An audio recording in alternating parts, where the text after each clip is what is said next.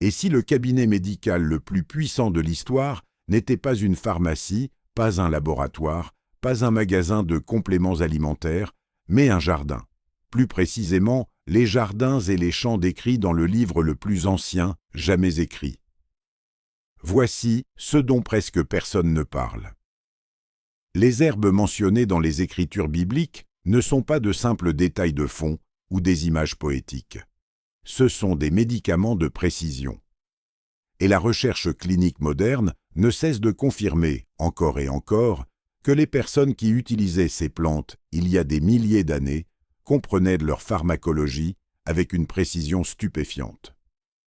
Aujourd'hui, nous allons parcourir 7 herbes qui apparaissent directement dans les textes bibliques, avec la science réelle expliquant exactement pourquoi chacune mérite sa place sur cette liste. Restez avec moi jusqu'à la fin de la liste. Car l'herbe numéro 3 était si vénérée dans le monde antique qu'elle fut offerte comme cadeau funéraire à un roi. Et l'herbe numéro 6 déclenche un mécanisme dans votre système immunitaire dont la plupart des gens n'ont jamais entendu parler, mais dont ils ont ressenti les effets toute leur vie sans jamais savoir pourquoi. Entrons dans le vif du sujet. Numéro 7, la menthe. L'herbe que les pharisiens taxaient. La plupart des gens pensent à la menthe comme à quelque chose que l'on trouve dans le chewing-gum ou le dentifrice. Voici ce qu'ils ignorent. Dans l'évangile de Matthieu 23, Jésus reproche aux pharisiens de prélever méticuleusement la dîme sur leur menthe, leur hannête et leur cumin, tout en négligeant des questions plus importantes de la loi. Ce n'est pas un détail anodin. Le fait que la menthe était officiellement taxée comme marchandise du temple vous dit qu'elle avait une valeur économique significative dans le monde antique. On ne taxe pas quelque chose dont personne ne se soucie.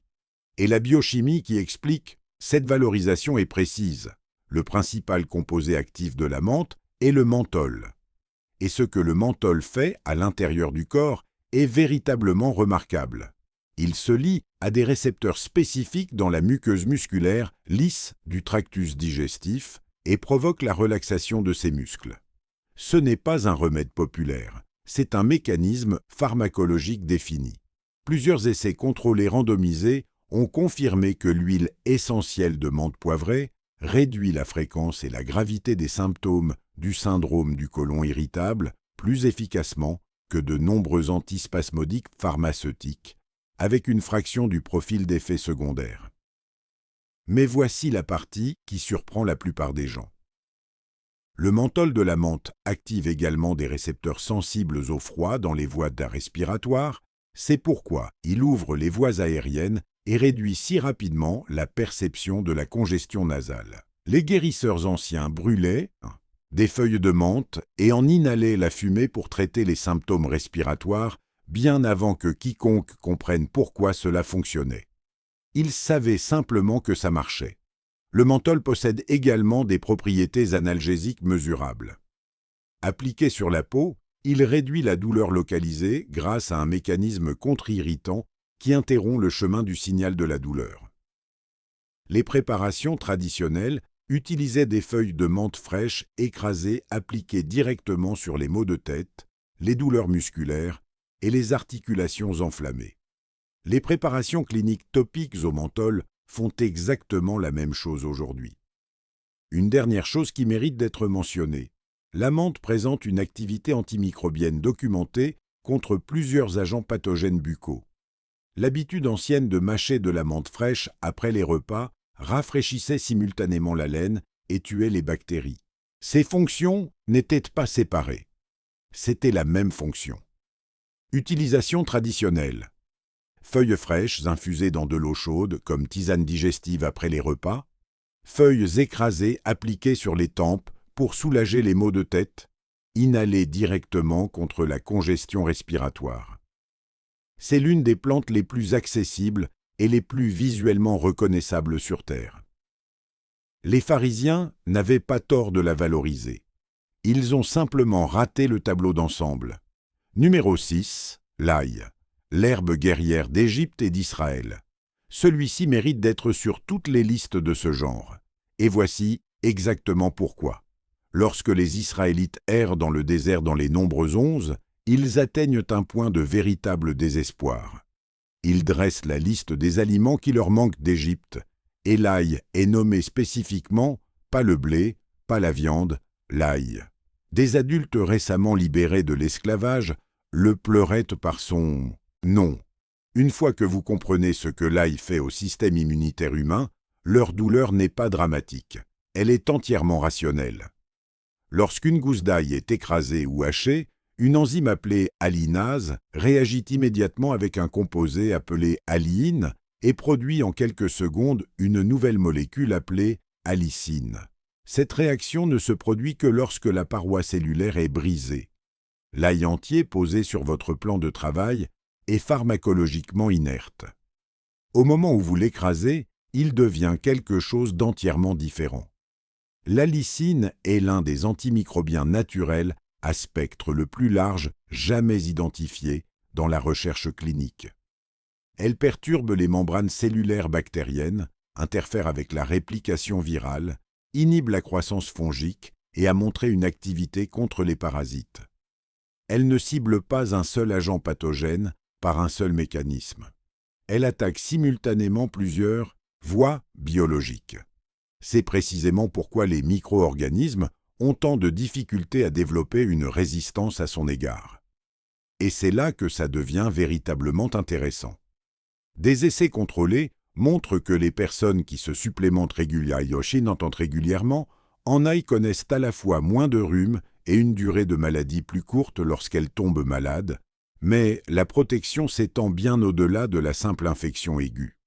Plusieurs études ont confirmé des réductions significatives de la tension artérielle chez des participants souffrant d'hypertension. D'autres montrent des réductions du cholestérol LDL et l'activité antiplaquettaire de l'ail, sa capacité à rendre le sang moins enclin aux caillots dangereux, a été largement étudiée dans la recherche cardiovasculaire. Les Égyptiens qui avaient de l'ail poussant dans toute leur civilisation l'ont répertorié dans plus de 20 préparations médicales séparées sur des papyrus survivants. Ils comprenaient qu'il avait des applications allant de l'infection à la digestion en passant par le traitement des plaies. Les Israélites qui en mangeaient quotidiennement comme aliment de base ne le mangeaient pas uniquement pour sa saveur. Ils maintenaient une couche de défense biologique qui disparaissait dès que leur approvisionnement alimentaire changeait. Le détail critique est la température. L'allicine est volatile. La chaleur la dénature rapidement. L'ail cru, fraîchement écrasé, est un médicament complètement différent du même ail cuit pendant 20 minutes. Laissez reposer l'ail écrasé pendant 10 minutes avant d'appliquer la chaleur. Cela permet à la réaction de l'alliinase de se compléter et rend le composé résultant un peu plus stable à la chaleur, mais cru et toujours plus puissant. Si vous appréciez ce type de contenu, celui qui vous enseigne vraiment quelque chose de réel, appuyez sur j'aime et abonnez-vous. Cela m'aide vraiment à continuer à en produire. Numéro 5. L'hysope. L'herbe de purification qui avait raison sur tout. Voici une plante qui apparaît à certains des moments les plus dramatiquement significatifs de toutes les Écritures et dont presque personne ne parle de ce qu'elle fait réellement. L'hysope est utilisée lors de la Pâque originelle dans l'Exode 12. Les Israélites reçoivent l'instruction de prendre un bouquet d'hysope, de le tremper dans le sang de l'agneau et de l'appliquer sur leur montant de porte. Dans le psaume 51, David écrit sa célèbre prière de repentir et demande à Dieu de le purifier avec l'hysope. Et dans Jean chapitre 19, lorsque Jésus est sur la croix et dit qu'il a soif, une éponge imbibée de liquide lui est présentée sur une tige d'hysope. À travers chacun de ces moments, l'hysope est l'instrument de purification ou de soulagement. Ce schéma n'a pas été choisi au hasard par des écrivains qui n'avaient jamais étudié la plante. Ils l'ont choisi parce qu'ils l'avaient fait. L'hysope contient des huiles volatiles, principalement la pinocanphone et l'isopinocanphone, qui ont des effets bronchodilatateurs documentés. Elle dessert le mucus dans les voies tendo-respiratoires et facilite son expulsion. C'est pourquoi elle était utilisée dans tout le Proche-Orient ancien pour les toux, les bronchites et les difficultés respiratoires. Avant que le langage de la pharmacologie n'existe, les gens observaient que les personnes souffrant d'infections thoraciques récupéraient plus vite et respiraient plus facilement lorsqu'ils utilisaient des préparations à base d'hysope.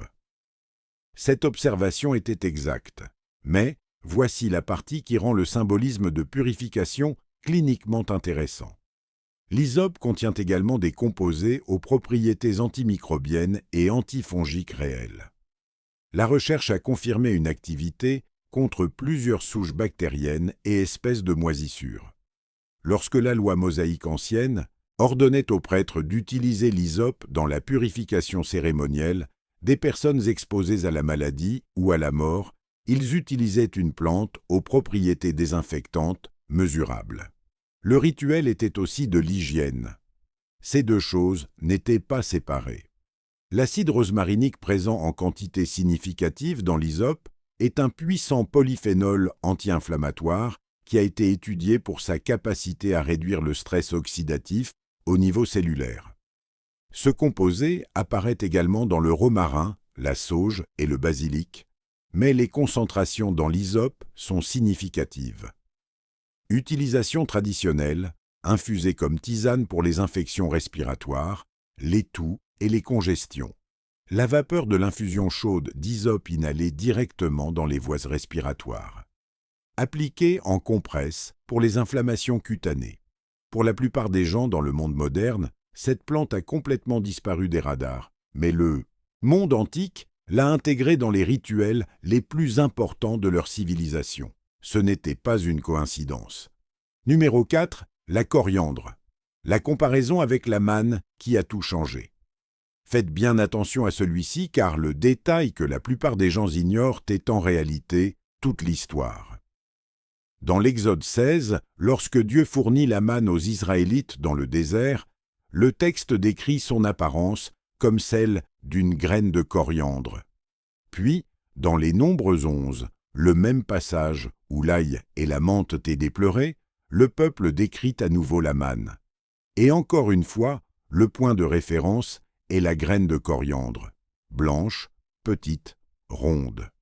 Les anciens Israélites avaient un point de référence si profondément ancré dans leur mémoire visuelle que lorsqu'ils essayaient de décrire quelque chose qu'ils n'avaient jamais vu auparavant, la coriandre était la première image que leur esprit atteignait. Ce n'était pas une plante périphérique, c'était une encre visuelle quotidienne.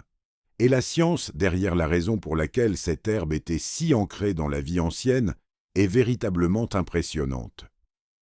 Chaque partie de la plante de coriandre présente des propriétés médicinales distinctes et séparément documentées.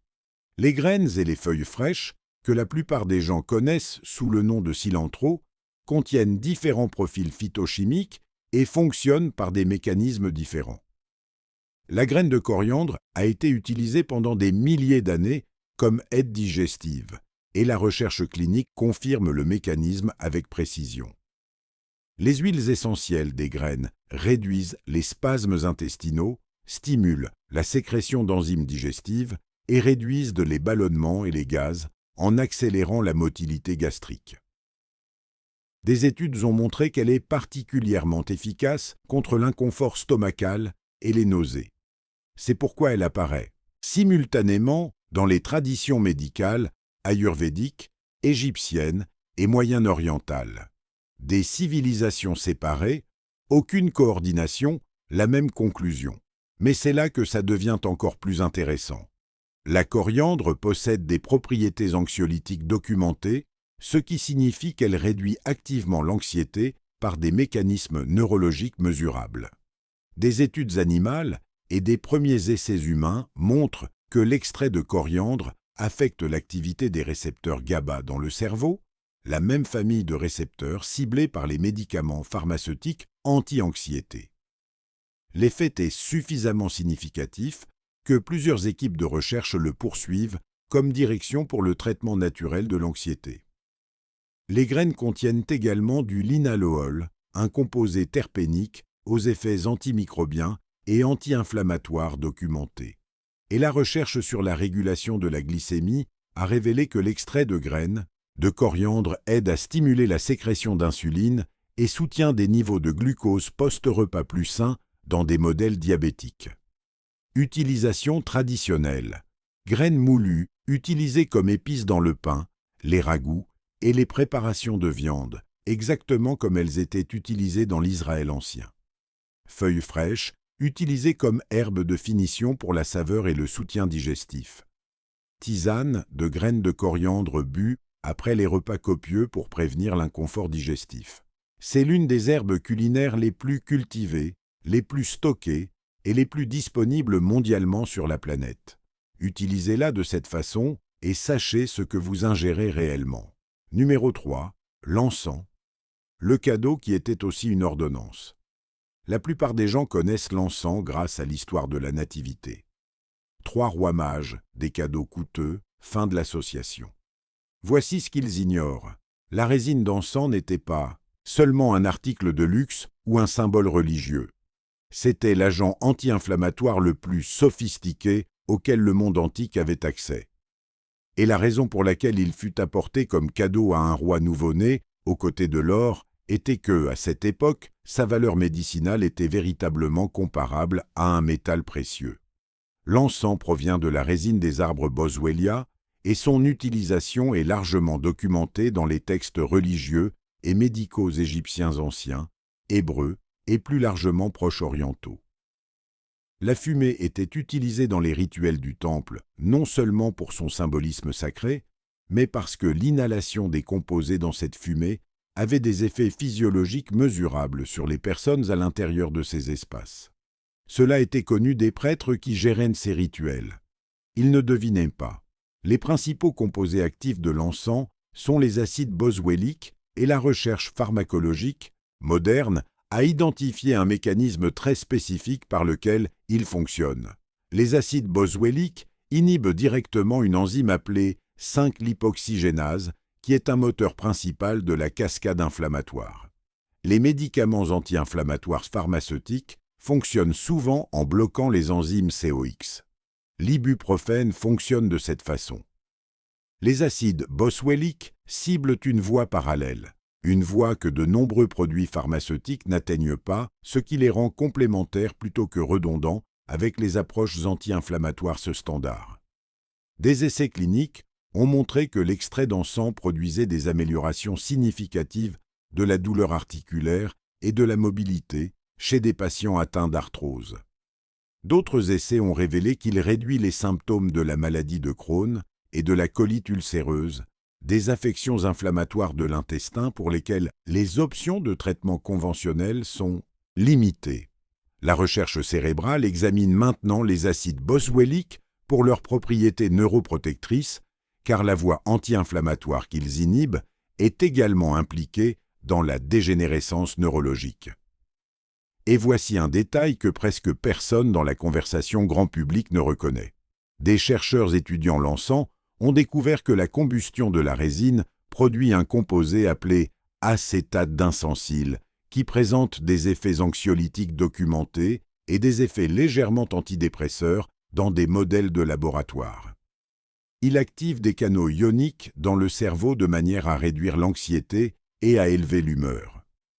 La pratique ancienne de brûler de l'encens dans les espaces de culte créait, au moins en partie pharmacologiquement, un environnement qui rendait les personnes à l'intérieur plus calmes et plus ouvertes. Utilisation traditionnelle. Résine brûlée comme encens pour les bénéfices respiratoires et neurologiques. Résine dissoute dans une huile de support et appliquée localement pour l'inflammation articulaire et les affections cutanées. Supplément de Boswellia dérivé de la résine pris par voie orale pour les affections inflammatoires chroniques. Les rois mages l'ont apporté comme cadeau parce qu'ils comprenaient sa valeur.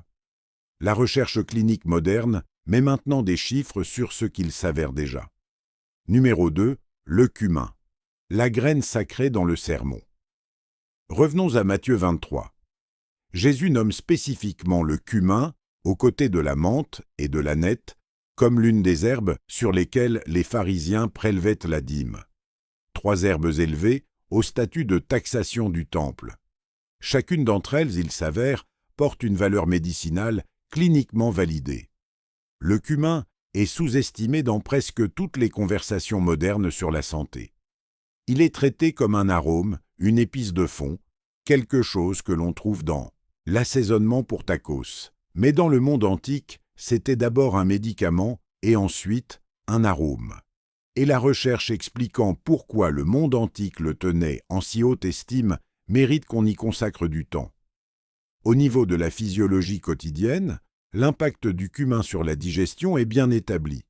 Il stimule la sécrétion de bile par la vésicule biliaire, ce qui est essentiel pour décomposer les graisses alimentaires. Il active la production d'enzymes digestives dans le pancréas et il réduit la fermentation des aliments non digérés dans l'intestin, qui produit des gaz et des ballonnements. Chaque grand système de médecine traditionnelle, ayurvédique, unani, égyptien ancien, a identifié indépendamment le cumin comme aide digestive. Ils y sont parvenus sans essai clinique, mais par la même méthode, une observation attentive, sur de longues périodes. Le cumin contient également du fer en quantité significative, plus par gramme que la plupart des aliments courants, et était historiquement utilisé pour traiter l'anémie et la fatigue, en particulier chez les femmes en postpartum. Les sages-femmes anciennes à travers le Moyen-Orient l'incluaient régulièrement dans les régimes de récupération après l'accouchement. Leur raisonnement était expérientiel. Le mécanisme était une restauration physiologique pilotée par le fer. Et voici quelque chose qui mérite réflexion. Un essai contrôlé randomisé de 2014 a révélé que les participants prenant des suppléments de cumin perdaient significativement plus de poids corporel et réduisaient leur pourcentage de graisse corporelle plus efficacement que le groupe témoin. Le mécanisme implique l'effet du cumin sur la sensibilité à l'insuline et le métabolisme des graisses. Les praticiens anciens le prescrivaient pour la digestion. La recherche moderne découvre qu'il remodèle la façon dont le corps traite et stocke le carburant. Utilisation traditionnelle, graines, entières grillées à sec et ajoutées au pain, ragoûts et plats de légumineuses. Graines moulues infusées comme tisane pour les troubles digestifs. Combinées à la coriandre et à d'autres épices réchauffantes comme mélange digestif après les repas. Les pharisiens en prélevaient la dîme parce qu'ils comprenaient d'une sa valeur. Nous devrions le traiter avec le même sérieux. Numéro 1, l'aloès, le guérisseur du désert dans l'évangile de Jean. Voici un détail enfoui dans l'un des moments les plus dramatiques de toutes les Écritures que la plupart des lecteurs passent sans reconnaître son importance. Dans Jean chapitre 19, après la crucifixion, Nicodème arrive pour aider à préparer le corps de Jésus pour l'enterrement. Et Jean enregistre précisément ce qu'il apporte. Un mélange de myrrhe et d'aloès, environ 100 livres de cela. Ce n'est pas un détail accessoire. 100 livres est une quantité extraordinaire. C'était un engagement financier significatif. Et l'aloès, la plante botanique, pas un parfum, était considérée comme digne de ce moment. L'aloe vera est l'une des plantes médicinales les plus étudiées sur Terre. Le gel à l'intérieur des feuilles épaisses contient plus de 200 composés bioactifs, notamment des vitamines, des minéraux, des enzymes, des acides aminés et un polysaccharide appelé acémanane qui a fait l'objet de recherches immunologiques soutenues. Commençons par les applications cutanées, car c'est là que la base de recherche est la plus profonde. Des essais cliniques sur le gel d'aloe vera, appliqué localement, ont montré une accélération mesurable de la guérison des plaies. Il réduit le temps de guérison chez les patients brûlés, les plaies chirurgicales et les ulcères cutanés chroniques. Le mécanisme implique simultanément plusieurs voies: augmentation de la synthèse du collagène, amélioration du flux sanguin vers le site de la plaie et action anti-inflammatoire qui réduit les dommages tissulaires causés par une inflammation prolongée. Mais voici la partie qui surprend les personnes qui ne pensent à l'aloès que comme remède contre les coups de soleil. L'aloe vera prise en interne, spécifiquement le gel de la feuille intérieure, pas la couche de latex qui contient des composés agressifs et nécessite des précautions, a des effets documentés sur la régulation de la glycémie, l'intégrité de la muqueuse intestinale et la modulation immunitaire qui ont été validées dans des essais cliniques. L'application ancienne de l'aloès dans les préparations funéraires n'était pas uniquement symbolique. Les propriétés antimicrobiennes et de préservation des tissus de l'aloès le rendaient pratiquement précieux dans ce contexte.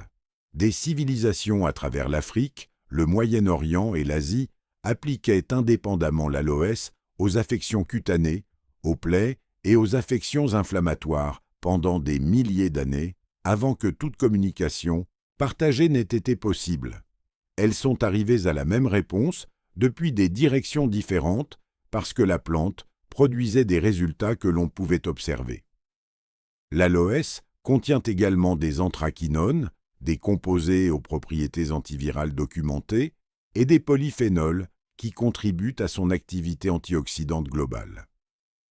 La combinaison de l'accélération externe de la guérison des plaies et du soutien immunitaire interne en fait l'une des plantes les plus véritablement polyvalentes de toute cette liste.